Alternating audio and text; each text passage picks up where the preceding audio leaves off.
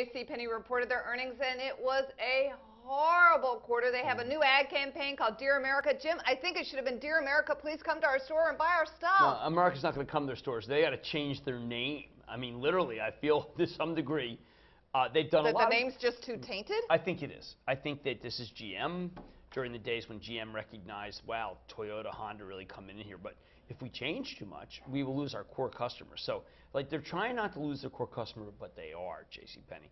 And they're not bringing enough new customers. And the thing that was very unreal about the comm store is that a 31% decline in comm stores is unfathomable for a company that's viable. I mean, you're starting to talk about Gimbals and Litz and Corvettes and Jamesway and Ames, Caldor. These were Boy, all, this is like graveyard of retail names. Because I think that people don't remember that retailers fail. I mean, the only one that's failed during this period is Linens and things. Okay, Circuit City, but there's nowhere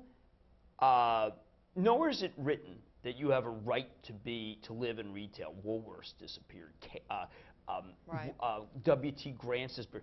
And I just think that this is on, unless he does something or they get rid of him or something, but there's nothing he's doing that doesn't make me think this isn't going to go to the graveyard. Right. Well, we know what they've done that was terrible. They got rid of all the coupons and discounting, and said everything was a low price. The core customer liked, and the company was muddling through. That's how Kohl's makes their money, is exactly those coupons. Right. And no Kohl's one walks up to stabilized. Kohl's and shops without a coupon in their hand. People love coupons. And so they got rid of that. That was core customer. They got rid of the coupons.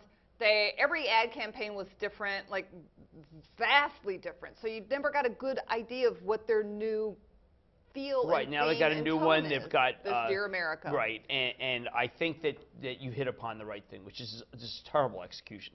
And usually when someone executes this badly, they're fired. But he's not been fired, and I think that's the real conundrum here. So what we were also talking about before we went on camera was companies that are retailers that make mistakes, that stumble, but come back. We saw that with the Gap years ago. They shuttered like 400 stores, fashion miss after fashion miss, year after year, and they came back. And Sears is even showing a pulse again. Gap balance sheet was never in question. Okay. And I think that's what's important. When Macy's went under, Macy's did, Macy's went bankrupt. The balance sheet was in question. It down 31%.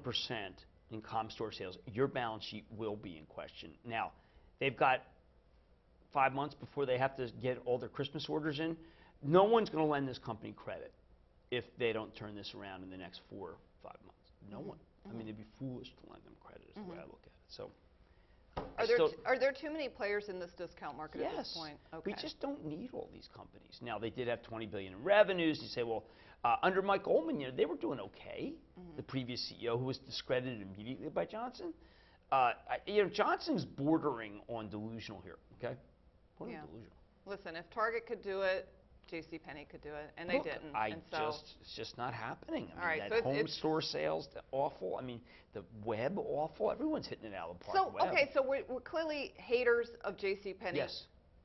Sears.